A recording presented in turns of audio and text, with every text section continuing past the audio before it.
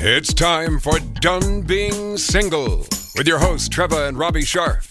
If you're dating the same type over and over again, making the same mistakes and not finding love, then you're not done being single. What you need is some tough love dating intervention, Trevor and Robbie style.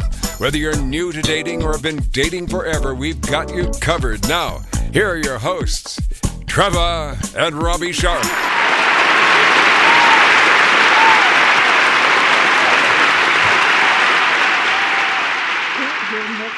You want some more applause? Yeah. Well, okay, it's a little more. Okay, that's why you're not done. Need more than that? Don't we all need more applause? I don't know. I think some people do. I never get tired of it. Well, applause is a nice thing to hear. It's really nice. But you give me applause Thank you. In your own way. I mean, you don't give me like a standing ovation every night, but you do. And you give me the clap. No. So other than that, that's really great. So, no. Actually, no. You bow down. I do bow down. That's better than applause. But applause is kind of important. People, during a pandemic especially, there's not a lot of applause that people are receiving for whatever they do. No. And I really feel that this is, if there was ever a time for validation, approval, cheering on, support, rooting for, it's now. It's now. It is now. Everybody has to really congratulate each other. And pat each other on the back. You're doing a great job. Thank you. You are too. I mean, you really are. Everybody's doing a great job. It's not easy right now. No. It's just, but that's not our show. It's not? Well, maybe it should be. It's a little bit. How do you get applause? How does one get applause? I think you have to be, someone has to feel that you are deserving of putting two hands together for what you said. And that is somebody who is adhering to and believing in you to the point where, oh my God, I love that. I agree with that. That's a start. Right. That it factor, that thing, that quality that makes you shine and project. What is that? Not everybody has it. Correct. How do you get it? Can you buy it? Are you born with it? Can you develop it? Can you learn it? I think you can learn it. I think you can.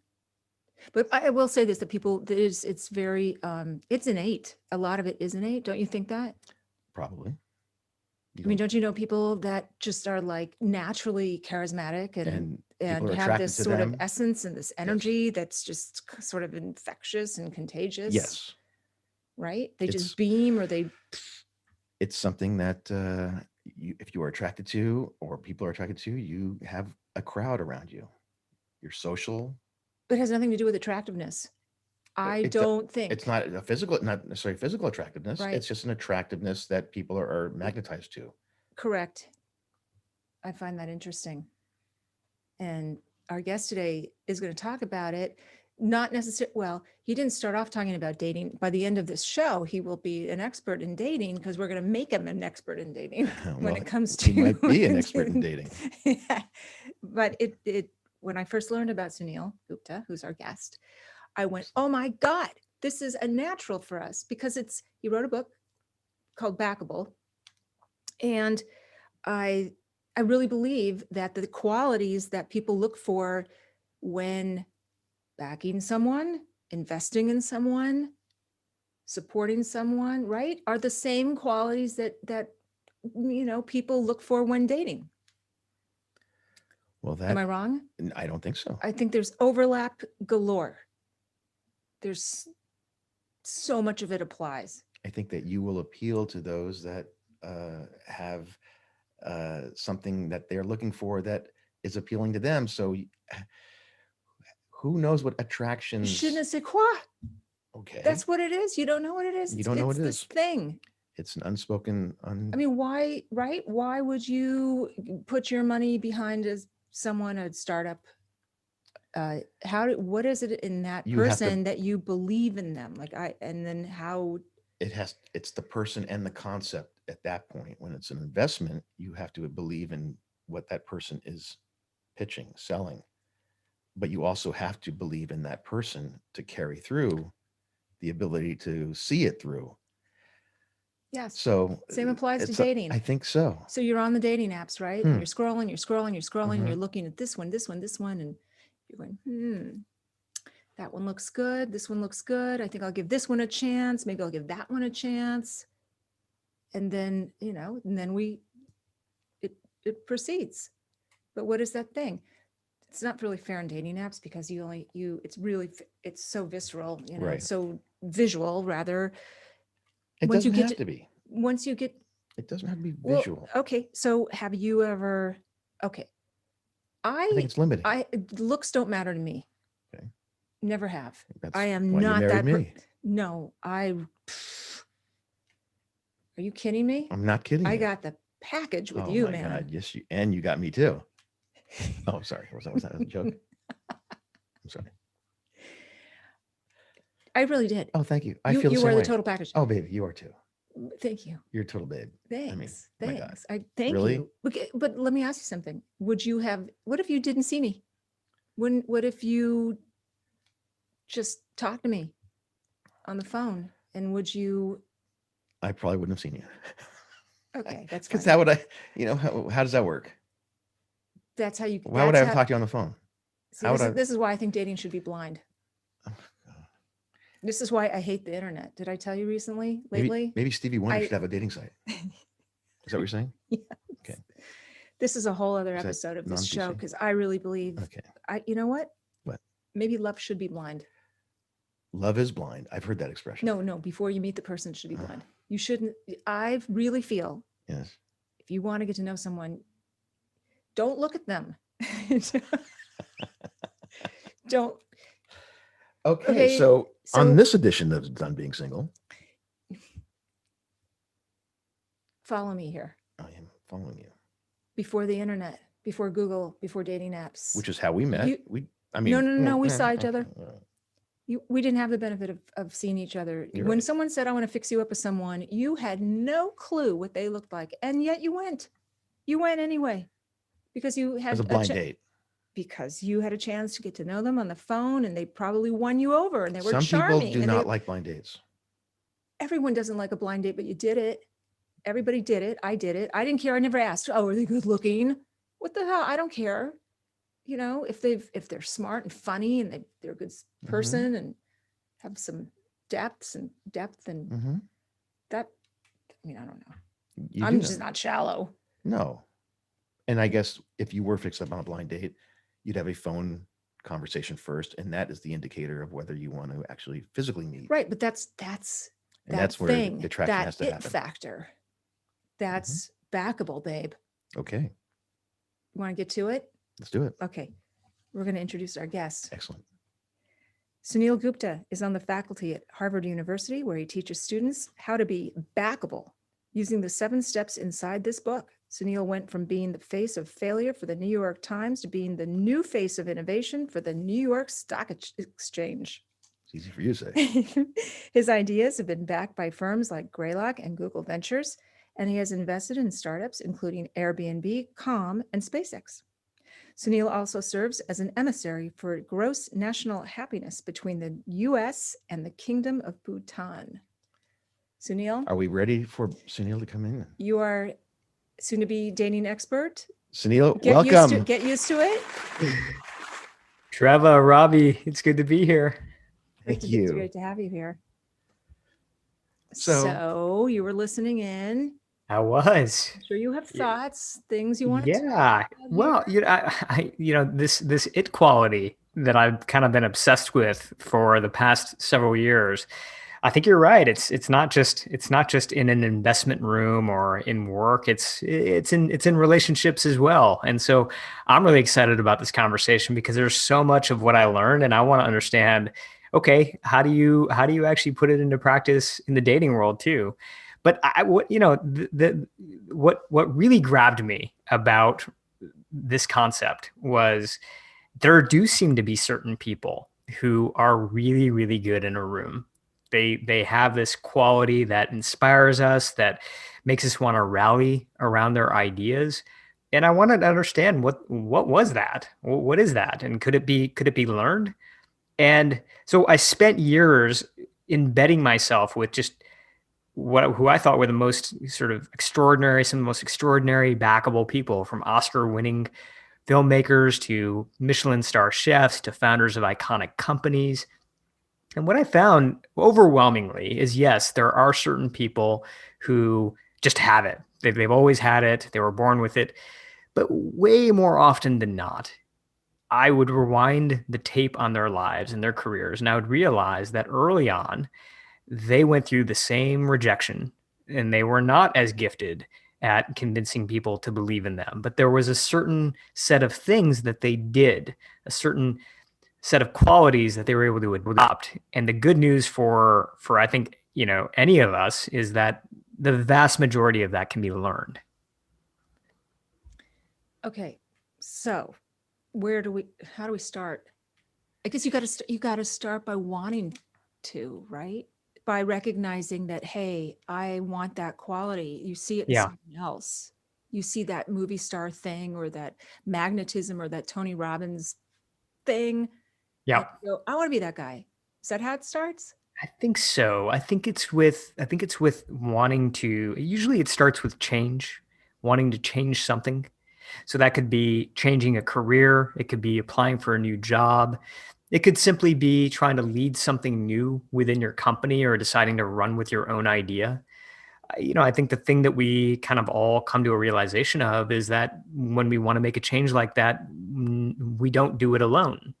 We need hiring managers, we need teams, we need people, even friends and family to believe in us. So how do we do that? The one thing that I think I continue to come back to over and over again is that creativity and persuasion are two different things, but oftentimes we sort of treat them as one. A great idea, you could have a great idea, you could have a great product, you could have a great vision and still be dismissed. But that doesn't necessarily mean that the idea wasn't great. You see this happen all the time. Right now, the story that I keep coming back to over and over again, given what's happening in the world, is the story of penicillin. You had a physician in the 1920s who basically cracked the code, had the answer in his hand, and he went out and he pitched the idea, and people said, no, we don't think that's right. And if you unpack what happened, this physician, Dr. Alexander Fleming, he was a brilliant scientist, but he was a notoriously bad communicator. And so it wasn't that he didn't have the right idea. He did, but he just wasn't able to communicate it well. And just think about that. I mean, penicillin to date has saved over 200 million lives. And it went 10 years without being acknowledged, simply because he couldn't communicate it the right way. Fascinating. So Jonas Salk obviously was a better communicator. Is that? Well, another physician named Dr. Florey came along, Howard Florey, and said, "My gosh, we need to come up with an answer to this problem." And I think that Dr. Fleming, who had written an article in this very obscure medical journal, he was like, "I think that he might have it." So he calls up Dr. Fleming and he says, "Hey, look, what's going on with this product?" And Fleming says, "Well, I don't know. I mean, I kind of put it on a shelf. I haven't really touched it in a while." And so the two of them kind of came together.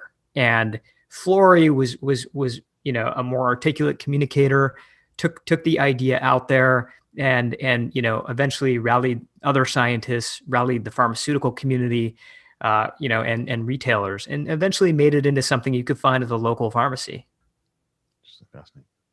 So in your journey and studies and research and observations, what does it take to stand out? Yeah. One of the things that I'm thinking about right now a lot is this idea of sharing an earned secret. Sharing an earned secret. And what I mean by that is something that you have found through your own firsthand experience that you're bringing into a room. That could be for an interview for a job. It could be for pitching a new idea, but something that you've gotten through putting yourself into the content, putting yourself into the story, and discovering something that isn't really obvious. So I'll tell you a quick story. When I was out by you, where you are, I was interviewing and studying Brian Grazer, who is a Hollywood producer, filmmaker.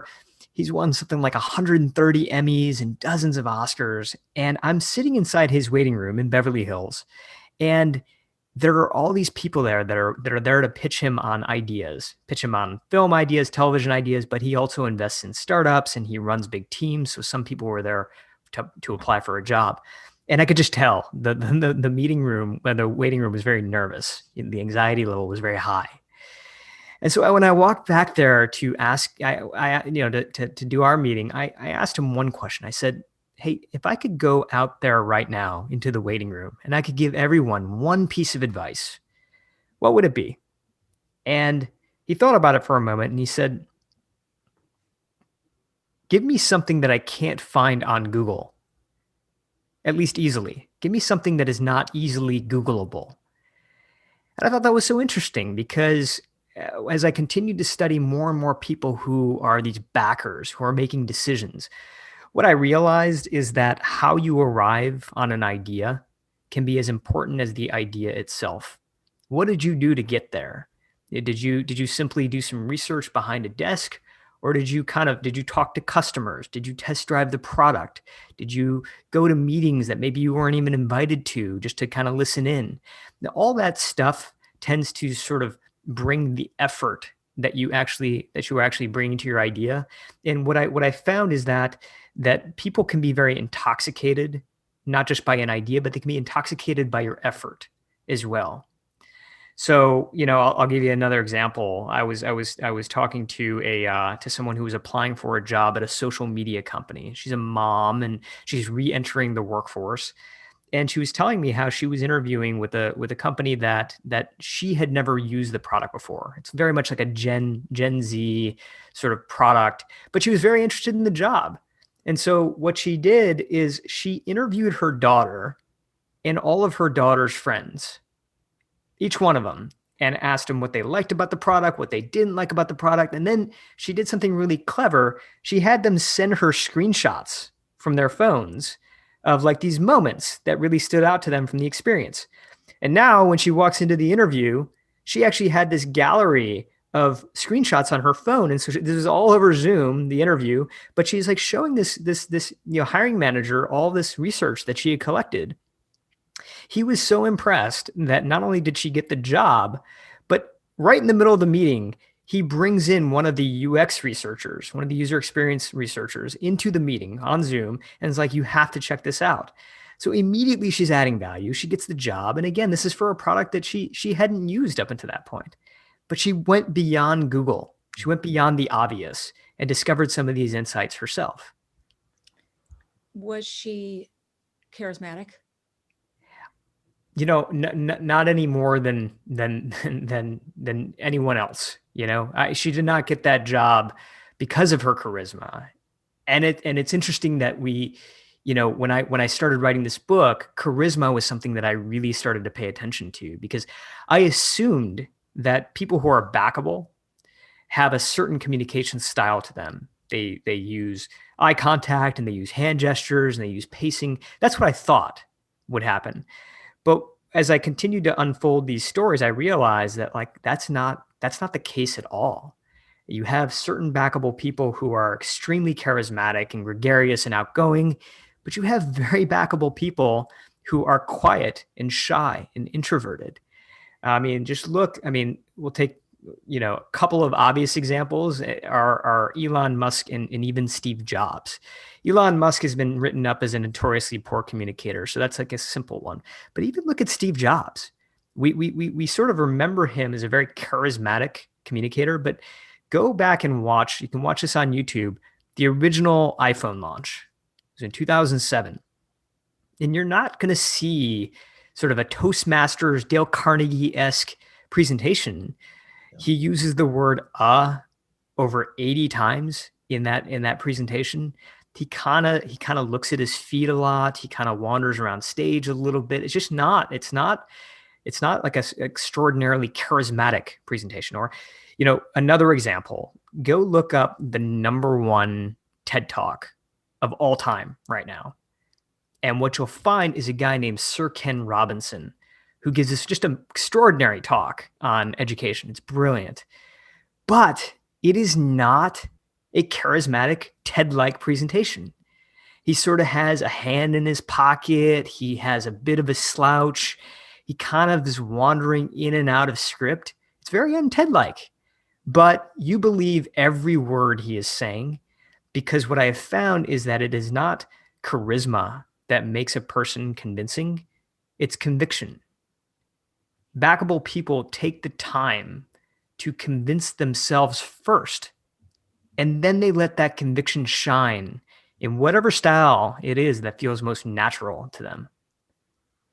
This is yeah, it's See, so I told you this was going to be good. it's so telling. It's got dating all over it, but it does. Okay, we'll So get there. Wait, Okay, go ahead. I no, have a burning question. Is it burning? I have a burning Then sensation. go ahead. I'm not burning it. Okay. So now I have a question for you. How much of it, percentage-wise, do you think, is it premise or personality? Yeah. Premise of the idea versus the personality in which you Yes. deliver it. Yes. Yeah. I think it's both, but I would just say that, and I'll think about the percentages here, but I will say that instead of personality, I would still again replace that with conviction. Yeah. Conviction. It's premise and it's conviction. Yes. Because if you don't believe, they can't believe, and it's unfortunate again because you do have brilliant people out there. And I think sometimes it is a tendency, it's more sometimes a tendency for brilliant people to question their own ideas, to say, you know what, I don't actually know if I'm onto something here. And unfortunately, that can be a liability because again, you're getting into a room and you're kind of like, I'm not, I don't quite know about this, but that thing may have been just fantastic. One of the things that we found in our research is that if you look inside companies, I was really interested to find out how do some people who are not decision makers within a company get their ideas made? How do they convince all of the people around them? How do they convince the people who are above them to buy in? And what I found is that most ideas don't get killed inside the conference room. Most ideas actually get killed inside the hallways.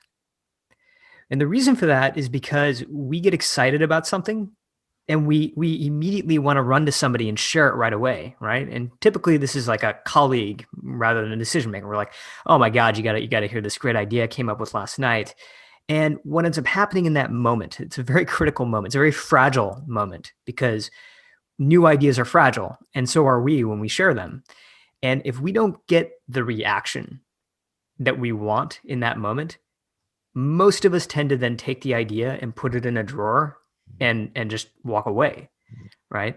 So it kind of comes back to this idea of conviction, right? You may have a great premise for an idea, but if you don't have the conviction, if you kind of blurt it out before it's actually ready to be shared, it can dampen your spirit and kill an idea.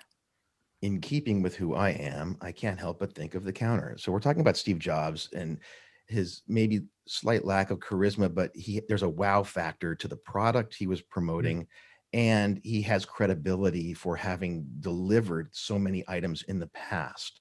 Yep. So you overlook the uhs and you overlook the presentation of it because you are a believer. That's right. The dark side is what we are experiencing right now when a backable person is believed by disciples, and he could be for ill purpose. And to me, I can't help. I mean, we're looking at an impeachment trial going on right now of somebody that I think fits that type of mold. So remove what it is they are promoting and talk about that it factor, because unfortunately, Donald Trump has it for some people. And and it's used, I think, for less than good purposes. And these people are believers, they are disciples, it's become cult-like, religious-like for them, and they have no ability to see outside of that tunnel right now. There is no doubt that there are backable people out there that are not putting it to good use. that are not putting it to the use of, to a benefit to society. I mean, we take a couple of, examples. You named one. We'll take a couple of others. One is what we saw with Theranos. The billions of dollars, of defraudment in that case, and part of it was because you had somebody who I think did have the conviction that we're talking about, right? And the question that kind of remains, and it's tough to get into people's psyche, is like, how much of that conviction was real? How much of it really was based on her believing that she was onto something versus her convincing herself in some way that this was the right thing. This is something that I'm still fascinated by, but again, I don't have a clear answer on that part. But then take another example, the Fire Festival, Oh my which God. We just like watched we watched the documentary. Yeah. It's. I mean, this is somebody who has, Billy McFarland has very, very high conviction, And by the way, this is somebody who did not have a track record as an entrepreneur, and in fact, the startup that he had done before that did not do well. So he kind of had one strike against him, and yet he was still able to convince people that, this was worth investing in, that we were going to have white sand beaches, the biggest bands, we were going to go to a remote location, and people, really credible investors bought into the idea. So you have that on one side. Then you take the counter examples. You take somebody like Bob Ebeling, for example. Bob Ebeling was an engineer at NASA during the time that the Challenger went up. And a couple of nights before the shuttle launch, he noticed that there was actually a problem. He noticed that the rubber seals that were going into the engines were going to be under some really, really bad weather conditions, and that could cause something bad to happen. So he calls a meeting. He gets all of his colleagues in a room, and he's like, "Hey, here's the evidence. Here's what I have," and puts out this very credible sort of presentation. And they say no. They say no. We're going to continue. We're going to continue as goes. And 17 seconds into the launch, the shuttle explodes. And Ebeling, for a long time, NPR did an interview with him years after, and some of his final sort of thoughts was, "Hey, God chose the wrong person for that job. He shouldn't have chosen me because I had all the data, but I couldn't convince them. I wasn't persuasive enough." That's guilt of a terrible Wow. order that you carry around with you, and it's not really well founded, but it's also the ability to persuade. And I'll bring it back home, but the ability to persuade is so important because he felt he wasn't able to persuade his fellow engineers to cause it to have more testing before the launch, obviously. And now bringing it to dating, the act of persuasion causes some people to be enamored and fall in love. And then they realize, oh my God, who is this person? I made a mistake. I made a terrible mistake. And I followed my heart and I shouldn't have. And Yeah. We know people that have great game. And it is great. Game. I mean, wow. Winners, like just, they can get anybody. Boom. And great opening, great game, great moves, great banter, great first, second, maybe third date. And then something goes terribly wrong. We don't know. We're not the third heads on the pillow, as they say, but something happens. Something, their authentic selves appear, or their insecurities come out, or they have what one of our favorite guests, Gay Hendricks, if you know who he is, he's a coach and personal growth expert. He calls them upper limit problems. Upper limit problems. Upper limit problems. Self-sabotaging. It is when you achieve a level of success and you're about to hit it big, or you've just hit it big and you're on top of the world and you got it, and then you do something to fuck it all up. It's almost like the Theranos that you were talking about earlier, is that there had to be scientific data to back up what it was that she was promoting that caused VCs to get involved and all this money to come into the company.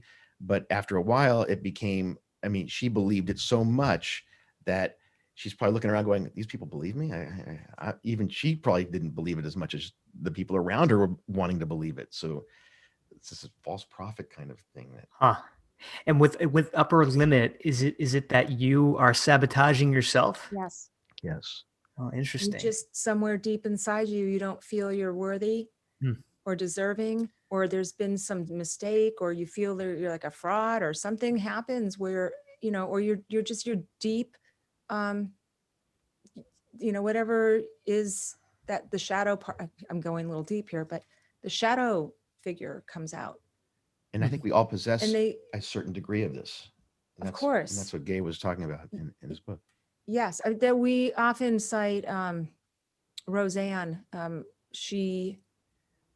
Roseanne Barr. Remember, she got a show. They right at like the beginning of the Trump administration, because she was a Trump supporter, and it was sort of this new and interesting take, and especially for entertainment, because there are not a lot of open Trump supporters. So they gave her a show, and it was really huge at the time. This was a few years ago. And literally in the same moment ABC gave her a show, she went on Twitter and did some bad things and said some bad things that completely derailed her, and they took the show away. So we know, everybody knows kind of something like that. And I think it applies to dating as well. I think people, somehow they go into it with a ton of confidence, and then something happens where they lose belief in themselves, or they fear rejection, and then everything comes just crashing down. So when they fear the rejection, they kind of beat it to the punch. I'm gonna sabotage this before I am sabotaged. Yeah, well, there's that. They're the ones that kind of force you. They make it so untenable that you have no choice then to break up with them before, or they feel like, well, it's going to happen anyway, so I'm going to protect myself and preemptively get myself out of this before I'm rejected. And I think that the upper limit problems are something that you don't want that to be a pattern, an ongoing pattern in future relationships or whatever it is. So you keep hitting that same wall, you never get past it. And so it's try to expose what that is. So you now figure out a way to not repeat that pattern, get around it somehow, jump over it, break through it, do something. And that's in relationships, that's in work, that's everywhere. So it's really a valuable thing to be aware of. Yes. Well, as we always say, or as I do, dating to me is an exercise in self-worth. And I think most everything is in life, but really dating is so much about marketing and believing in your product, having conviction, having that sense of purpose and power to your purpose. And hopefully you go into it and you keep that with you, and you don't ever lose it. You don't ever lose faith in yourself or belief that, oh my God, now what am I going to do? This guy likes me, or what if I mess it up? Or what, if this woman finds out about the real me, right? It's funny. One of the things, so I think this is all fascinating. When we started this conversation, I thought to myself, wow, we're going to end up having two different conversations here. One's going to be about this idea of investing or, getting people to believe in your ideas. And then there's dating. But I do think there's so much overlap. Like right now, what you were just talking about makes me think about, in some ways, about a concept in the book called steering into objections. Right. And basically the premise is that when we're sharing an idea with someone, one of the things we try to do is we try to point out the positives, when what we need to be doing also is neutralizing the negatives. We need to be putting them out there ourselves, because we kind of know that that's something that's probably nagging at that person anyway.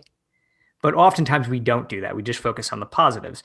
But the problem with that is that, as decision makers, as people, humans, just generally, we are the fear of making a bad decision is twice as powerful as the pleasure of making the right decision.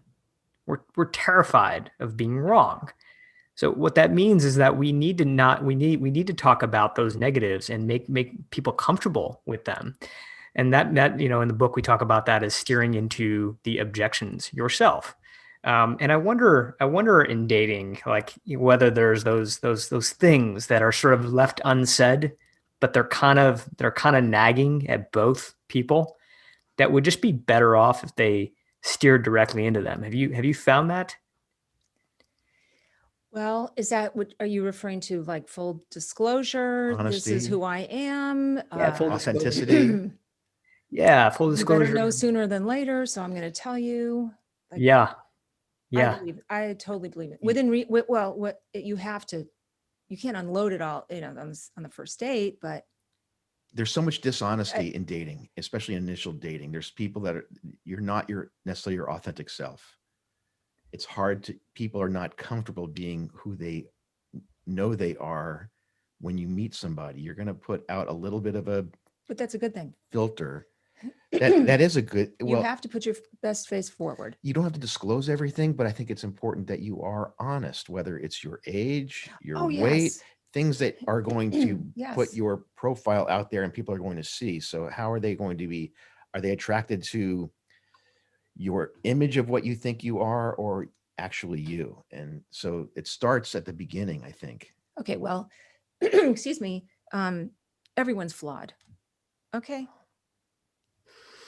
Yeah, it you was gotta fun. I have mean, you're making me think of an experiment. This is not in the book, but you're making me think of an experiment that I read.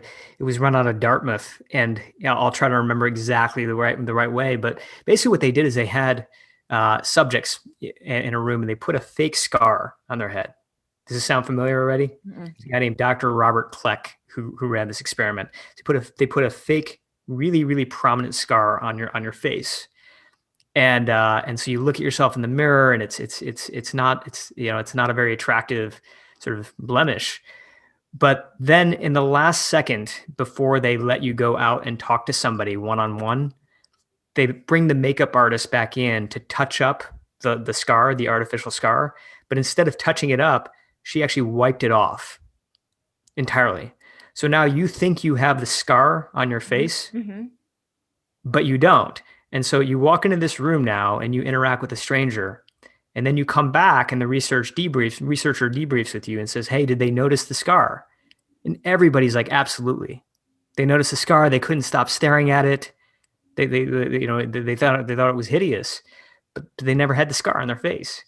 And so it just makes me think a lot about sort of the realities versus sort of these things that we hide, and it's very interesting. Well, I'm one of these people that believes in total honesty. I mean, in a way that comes pacing. Can't over time you just kind of peel the onion, but ultimately you have to you kind of have to own your shit. You have to be okay with your own flaws and your own stuff, because if you're not okay with it, you're gonna be that guy with the scar over his head and thinking, oh my gosh, are people gonna like me? Are they gonna want to know me? Are they gonna want to swipe on me? Right. And so everybody's got something, and I think that the more adept you are at disclosing it or sharing it without shame, that's kind of attractive. I like someone with some stuff. I've always said that. No one's perfect. I don't want anybody perfect. Yep. And It's not attainable. no, I want It shouldn't be. someone that has something I could sink my teeth into. Hello. That has some the total package. Hello package. What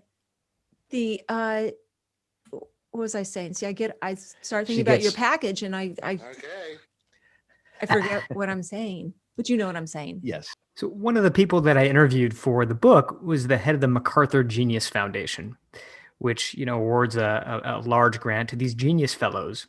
And one of the things that he said to me, which really stuck, was that if you are already on a clear path to success, it might make you a weaker candidate for the grant. And I found that to be really confusing. Why? What he said was that we want to influence someone's success. we don't want to make someone's success who's already inevitable be more inevitable. We want to actually have impact. And I think that just as human beings, that's how we tend to behave. We want to know that we mattered. We want to know that we made a difference. One of the effects that we talk about in the book, studies that we point to, is called the IKEA effect, which says that we value something that we build up to 5 times more than something that we simply buy off the shelf. There are a lot of people out there with poorly made furniture and futons that they'll never get rid of because they built it themselves. There's emotion packed into that. And so, I think that that's something that relates at home. It's something that relates at work. When we're presenting and pitching ideas, oftentimes we feel like we want to come off as bulletproof. We have it all figured out. When in reality, sometimes the best way to pull that person in is by sharing what it could be, but not necessarily sharing how it has to be, so that you're working on it together. I mean, I'll tell you, speaking of relationships, in 2000, after the 2016 presidential election, I was living in San Francisco, and I got really fired up about what was happening in the world, and I started to spend more time in my hometown in Michigan, where I am now, and I eventually became very interested in moving back home and running for public office. But my wife just was not thrilled with that idea. She didn't want to leave California. She didn't want to move to Michigan. She didn't want me to run for public office. I had a lot going against me, against this plan. So what we did is we spent the next several months kind of just almost arguing and debating. And what I realized is that I was trying to sell her a piece of furniture. And what we ultimately ended up with was a plan. And the plan was that we're going to move to Michigan. And if I win my election, then obviously we're going to stay. But if I lose my election, then she gets the choice on the next location. No questions asked. Now, did that make her thrilled about the idea of moving to Michigan? No, it didn't. But at least she felt like she was part of the plan. She felt like we were building that piece of furniture together. How'd you do? I lost my election, but we're still in Michigan, and Still married? I lose my election, and I asked her a few weeks after. I'm like, all right, well, where's it going to be? And she's like, I really like it here. We've got a great community, we've got great friends. Like, I like it here. Right. So we've stayed. So you got your way. You were able to figure that out. You're very persuasive. Good job. So I have a question. You were talking about communication skills being really part of the mix and the formula.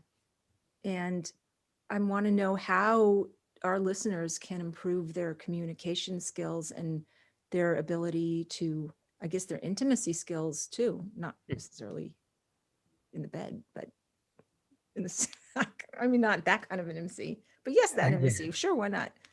Yeah. Well, you can fill in the blanks, but one thing I was thinking about right from the beginning of this interview is that I was looking at some research from Esther Perel while I was writing this book. And one of the things that, Esther Perel says about relationships and love is that oftentimes we put the burden on one person to be everything for us. We want them to, be our lover, be our friend, be our, partner. We expect them to be all things to us. And when they're not all things to us, when they don't deliver on all fronts, we sort of blame them. And the reason I bring this up is because I think we treat mentorship very much the same way. We're kind of looking for that mythical mentor in our lives who can be everything for us.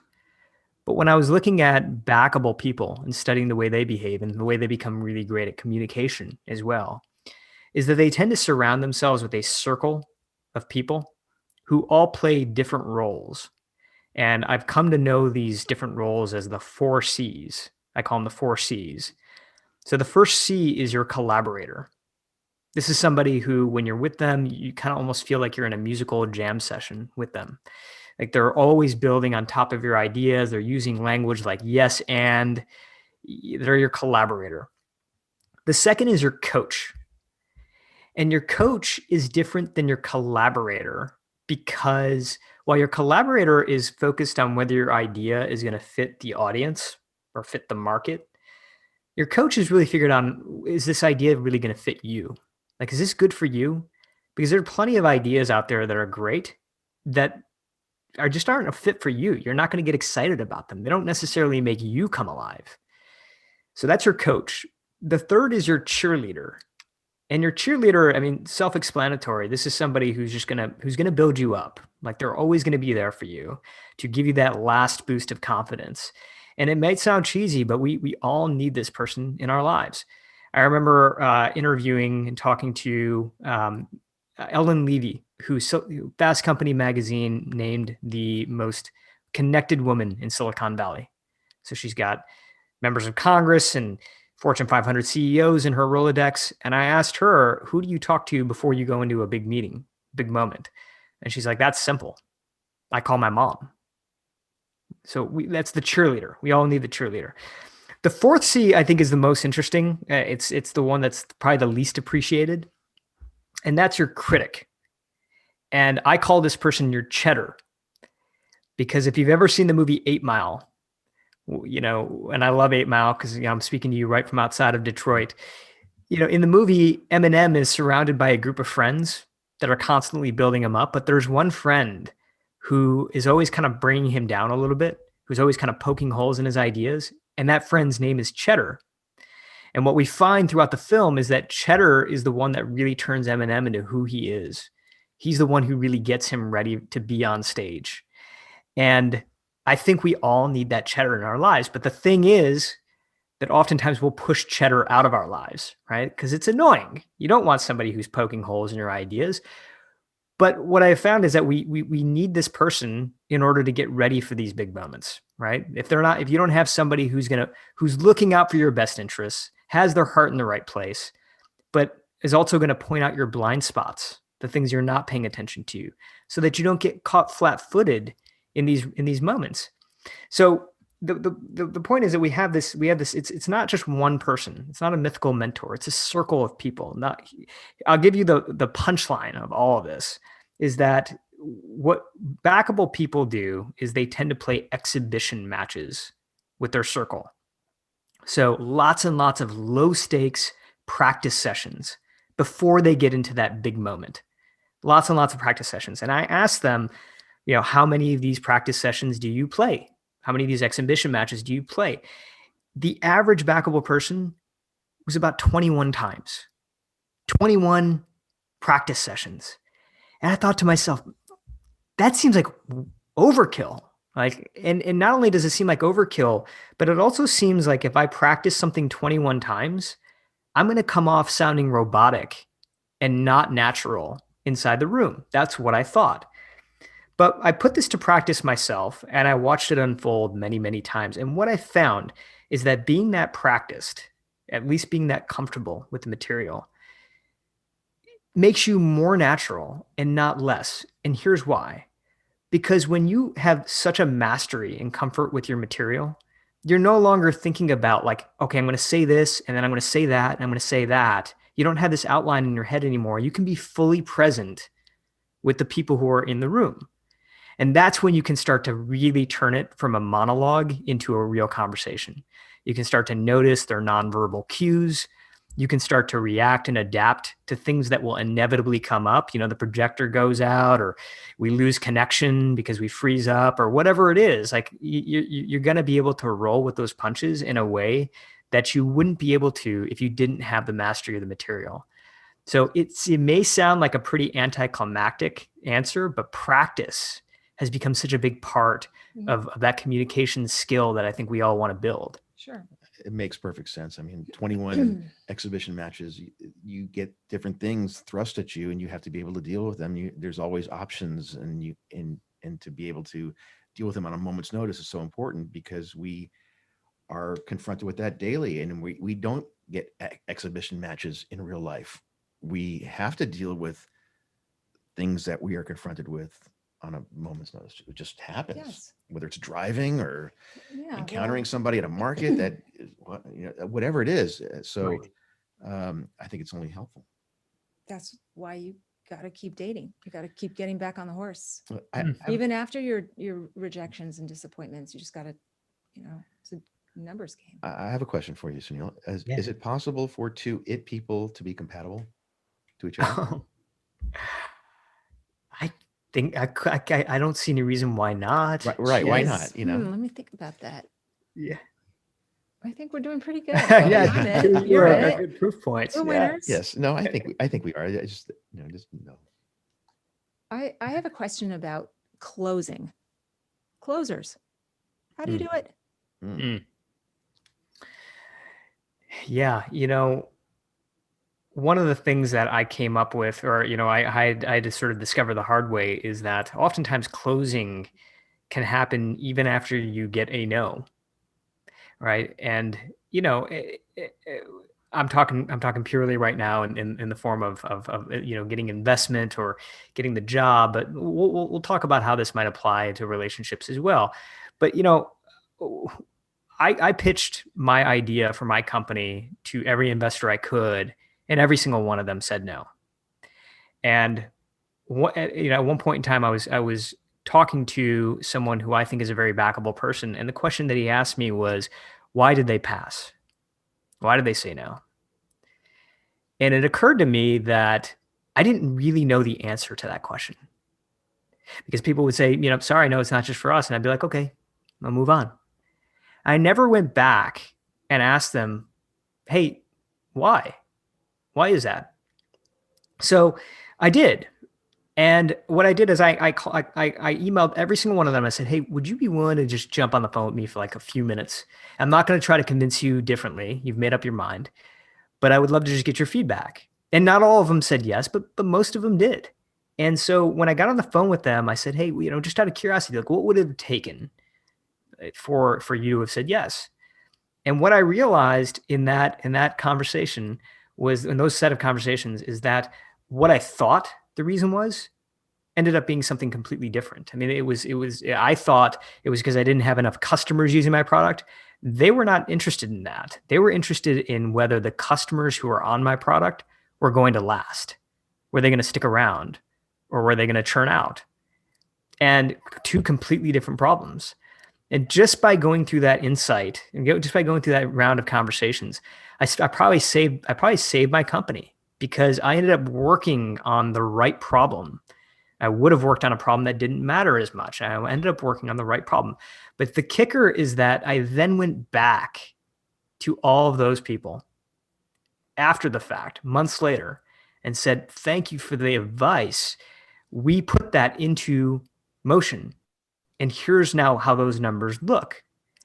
And two of the investors who had originally said no changed their mind because of that and said yes, and became two of my lead investors. Oh my gosh. That's great. I I- am nodding. Well, okay. So Do you see me nodding? Yes, but yes. I couldn't help but relate that to something that we talked about a couple of years ago on our show, about a post-dating questionnaire to hand An off exit to somebody, review. the exit review with somebody you just broke up with, or somebody gets you broke up with you. Oh, the exit interview. Wow. We want an exit review. We want it written down. What could I have done differently that would have helped? I'm not looking to get back with you, but at the same time, I want to know how I can improve for the next person I encounter.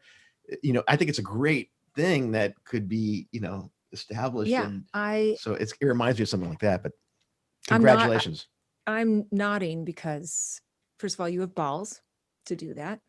Secondly, I'm a Great. big fan of feedback. But Yeah.